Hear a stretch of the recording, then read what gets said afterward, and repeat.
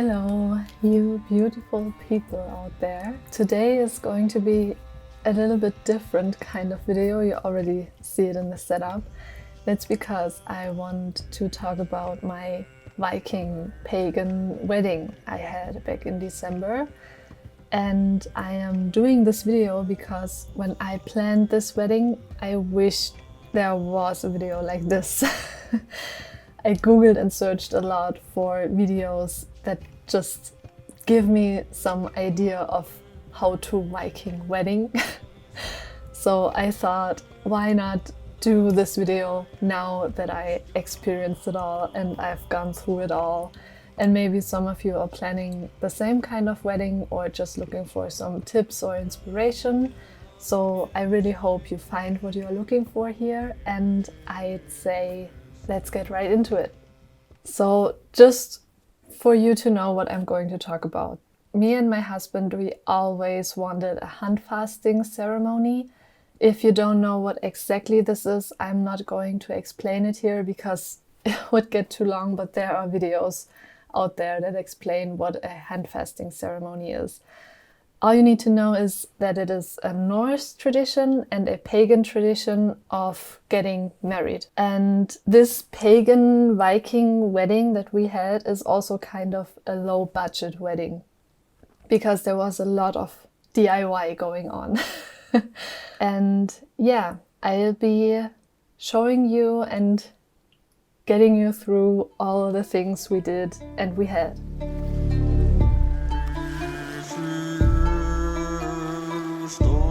So first things first, when I planned this Viking pagan wedding, it was clear to me from the beginning that I would do a lot by myself and that I would buy a lot secondhand. As for a Viking wedding, at least for my opinion, that's all what I like. Of course, this is depending on what your taste is like or what your focus is on. But I'm talking just about my wedding and how I planned it and organized it, or our wedding, but you know, the bride. So I knew that I would do a lot by myself, and we had a lot of time for planning. Because of COVID, we had more than 2.5 years of planning and organization. We also had to reschedule our wedding like 5 times. So it was not easy and it was not fun to reschedule it, but it had the big positive side effect that I had plenty of time to collect all of this stuff that I'm about to show you. So if you want to do a DIY wedding, you have to take much more time than if you plan a normal wedding where you can just buy everything like ready to go.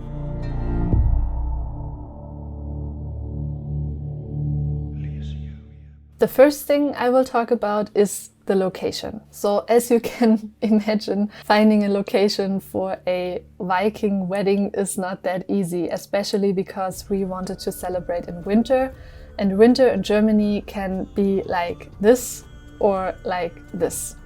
So we had to plan our wedding in such a way that we can celebrate inside and that we can go outside if it is nice weather. And the location we found was incredibly beautiful, and when we emailed them if we could celebrate our wedding at their place, we thought, well, we will never be able to afford it, but lesson learned, just email them and ask them, because it was much cheaper than we expected and it was so beautiful. So we celebrated in an old castle in Germany, in Saxony, and it was like a dream celebrating in such a place, such an event. So if you find something where you think, oh, it would be so nice to celebrate there, try to locate the owner and just write this email, because it can turn out so wonderful.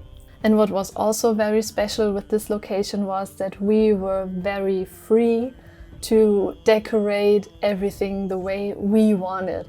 So the team that worked with us there was so helpful, and they were so excited about our wedding as well, because they never had such a wedding hosted there. So they were open to all the ideas that we had, and we could talk to them about everything, and it made everything so much easier. So try to find a place where you can bring all of your handmade and secondhand decorations with you, because I also experienced that some locations don't allow that. So yeah, just make sure that this is okay.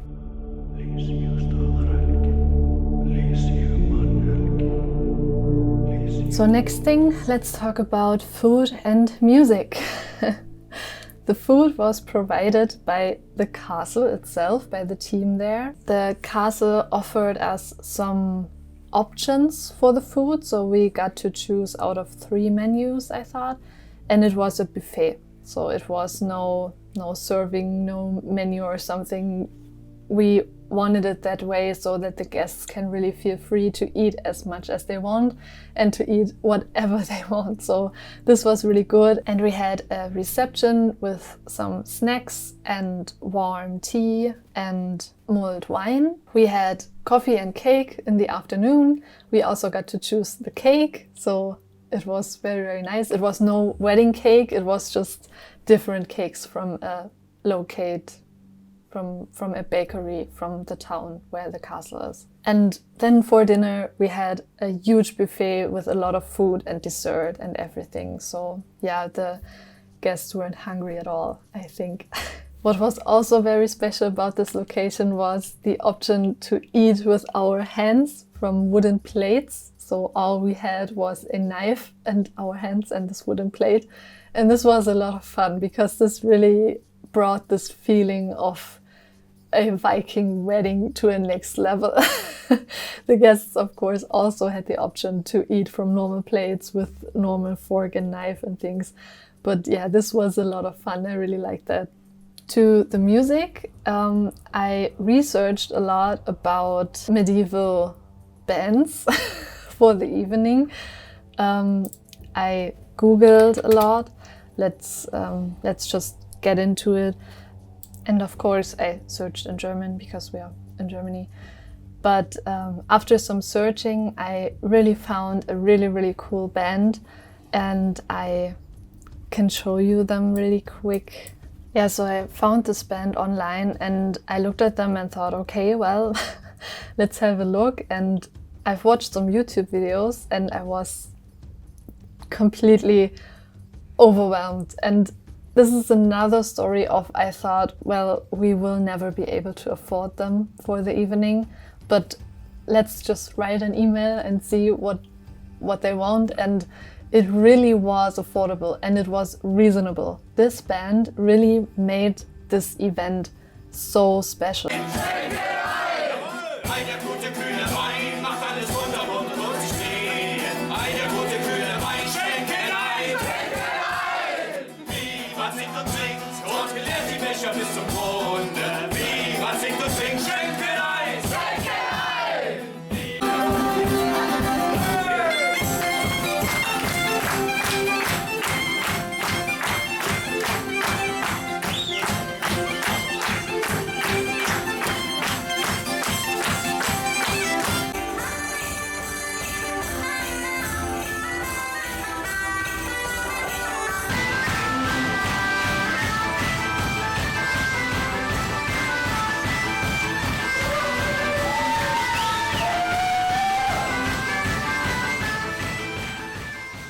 Having a medieval band or a Viking band or whatever kind of special band that brings this vibe into your party so you can dance and have fun with this music, and the band is also good on events, like entertaining, then it's guaranteed that it will be really, really, really cool and it will lift this whole event to a whole nother level. So I don't regret any cent I invested in this band. It was really good.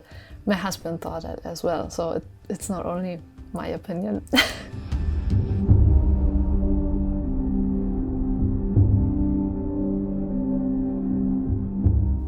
Another, or maybe one of the most important things we had to think about when planning our wedding was the ceremony itself. So in Germany you have 3 options getting married. Option number 1 is to get married in the registry office, and that's the normal and official way to get married. It is mostly done within 15 to 20 minutes, and it's mostly not very personal, but that's how most people get married in Germany, because that is the way you get officially married for the state, you know, for the taxes and everything. This is how we got married the first time in January 2021. And only our closest family members were there. We had a live stream for our friends, but yeah, it was not very, it had nothing to do with the actual wedding that we dreamed of. So the second option to get married is to be married by a freelance wedding officiant and to register the marriage. With this option, you can get to choose where to get married, and it mostly takes longer and it's more personal kind of a ceremony. And the third option is to get married by a freelance wedding officiant and not having the marriage registered. That's what we did, because we already got a registered marriage from 2021. So we chose this third option for December 2022. After some intense Googling and writing some emails, we finally found someone who seemed to be really into this topic and who seemed to have done this kind of ceremony before. And she usually does it the Celtic way. We wanted it the Norse way, but it wasn't a problem for her at all. We talked a lot, we had a lot of hours, and she also sent us a lot of paperwork to do, so she gets to know us, and so she gets to design this whole ceremony in a very personal way. And we just kind of exchanged the Celtic gods to the Norse gods, and we got to choose them, and we got to choose some symbols and some small rituals we want to do. And it was really, really, really beautiful. This is as well some very good invested money. If you want a Viking wedding, like to have the whole experience, to not only just go to the official parts and do this 10-minute thing, sitting there in your Viking gown and yeah, leaving again, but really to take the money and invest in a freelance wedding ceremony officiant, because this was an experience through and through, and I'm so thankful that we did this, and I'm so glad we invested this money. It was very, very beautiful.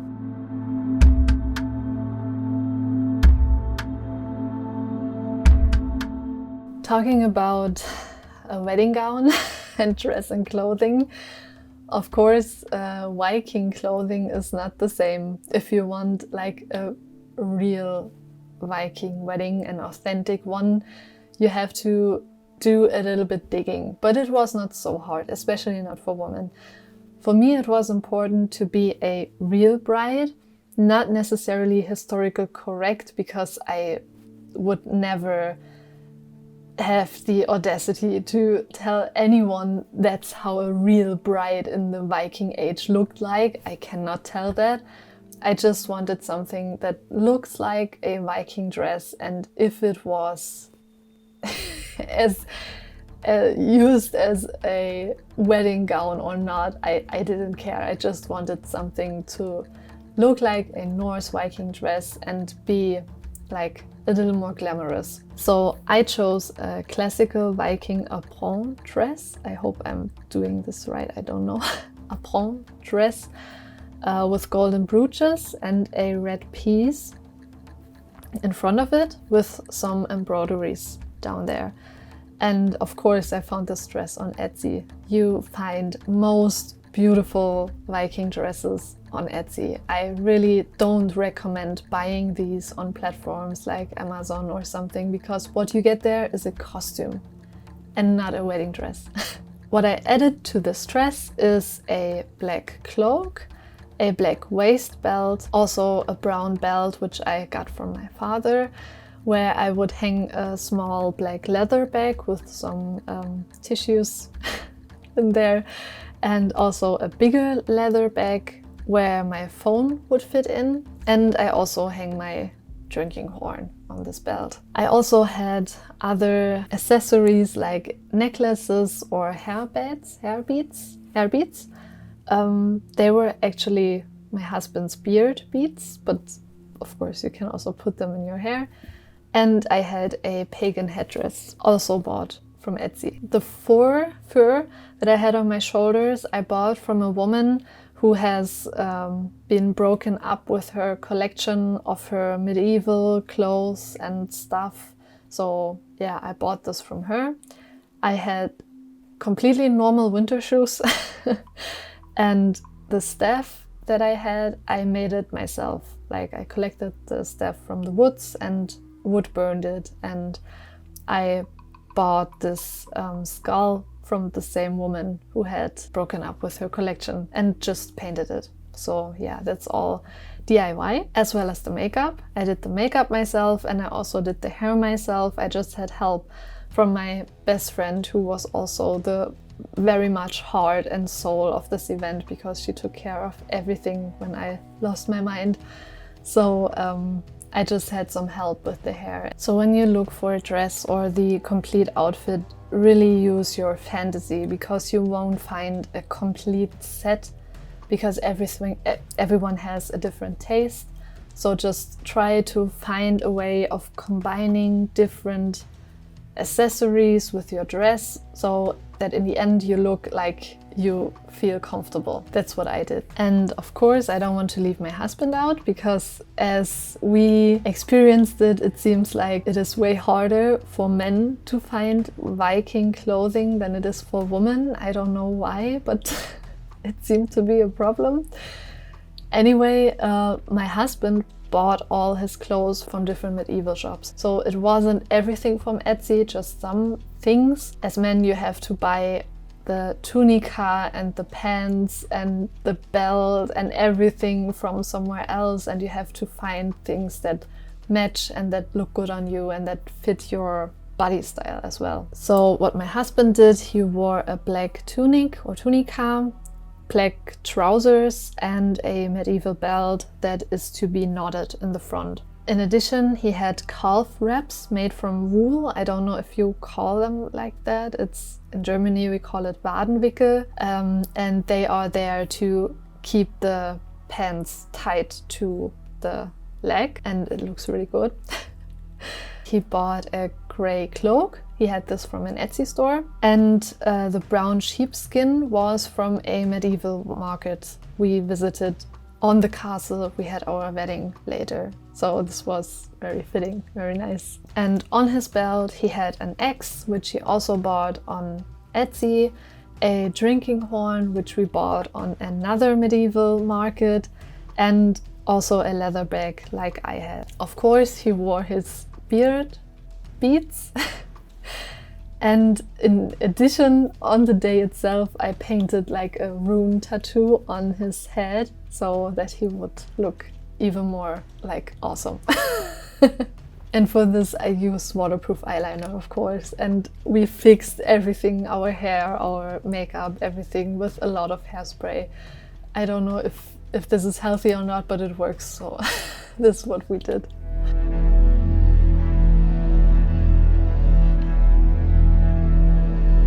So now you might be wondering, what about the guests? How did they know what was going on? How did they dress up? Yeah, about that I have to say that we invited mostly our friends, not so much family. One reason for that is that it got much cheaper because of that, because of course the more people you invite, the more expensive it gets. So in total, on the day itself, we were 25 people. That's not a lot for a wedding, but it was totally fine for us. Of course, we invited our guests like 2.5 years before that. And they knew for 2.5 years what topic this wedding is going to have, and we were communicating a lot with them, because none of them is from the LARP or Viking or pagan scene, so they had to buy everything new, and they did it just for us. That's why I cried a lot on this day, but that's another story. In total, I think they had a hard time, at least some of them, finding really good clothes. In the end, I think all of them did such a great job. Everyone looked so good. So I think if you communicate enough and if you help your guests to find this outfit that they feel also comfortable in, then you really can get a very nice crowd of Vikings and medieval people around you to really celebrate this evening in a total nice Viking vibe.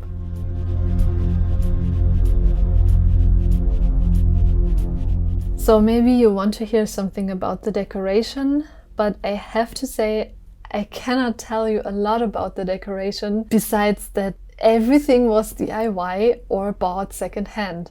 I bought a lot of fur, I bought a lot of beeswax, and I did the beeswax candles myself. I collected a lot of wood, and I also had some small bones from a chicken that I boiled and then bleached the bones and used them for decoration. I bought, I don't know, for the most parts it was wood, dried plants, beeswax candles and fur. A lot of fur I bought secondhand, or the white furs were all secondhand from another winter wedding from a man who sold 20 white furs in one package. It was such a nice coincidence that I found them on eBay because it was much cheaper that way. So yeah, that's what I can say about the decoration. So when it comes to the decoration, you really have to use your brains and just get into it and do whatever you like, because Vikings also have a lot of bronze and gold actually.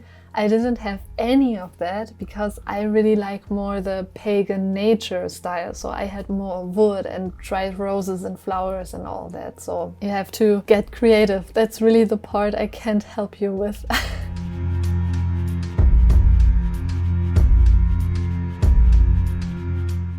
So to sum it up, to give you a summary, follow your heart when you plan your Viking, Celtic, pagan, Norse wedding, whatever you want to call it. Our wedding was basically from the beginning to the end handmade. We had more than 2 years to plan and to collect everything. It was really a lot of time. So after all this time, I also really had everything.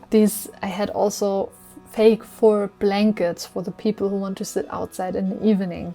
I had dried roses, I had plastic skulls, I had real skulls, I had beeswax candles, I had the honey wine, the mead. I ordered it from a very good mead shop online. I have to say it took so much time, and of course it also costed a lot of money. So that's why I didn't call this video low budget, because low budget means something else for everyone. I think what made this wedding beautiful in the end was really the complete atmosphere that was created, especially and most on top of all by my guests, by the ceremony and this beautiful ceremony leader Ines, by the band who made such a good job already giving us a lot of fun and energy before we have even had our dinner, and especially all the love and the fun that was created by my friends and family in this evening because of all this atmosphere that was on the point in this castle, with this food, with all the decorations and everything that was there. So what I actually hope you take with you after watching this video is that a wedding cannot really be copied and that you really go for it, go for what you wish for your wedding. But if you want to do a wedding like this, like a special wedding, not a normal wedding, I can tell you it takes a lot of time. It takes a lot of love and passion. You really have to stick to it and mean it.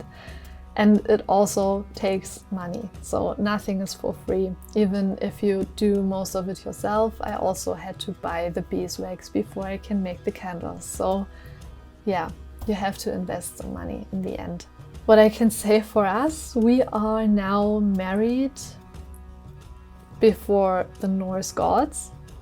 And we had a wonderful handfasting ceremony that we will never forget, as well as our guests will never forget that. So every everything we invested was worth it. So all I can say in the end is, whatever the hell you want for your wedding, go for it. Just do it, because this will be worth it, I promise. If you are in this with your heart and with all your passion, then please go for it. So now I thank you so much for watching and sticking here around. And if you like this video, maybe consider subscribing my channel or just giving it a like. It would help a lot and I would be so grateful. So if you are planning a wedding like this, thumbs are up and fingers crossed that everything works out the way you want it. You really deserve that. Stick to your idea, get creative, put in all your love and passion, and everything will work out totally fine. You'll have so much fun. So thanks again for watching very, very much, and have a wonderful day. Stay healthy, stay in your passion, and see you soon. Bye.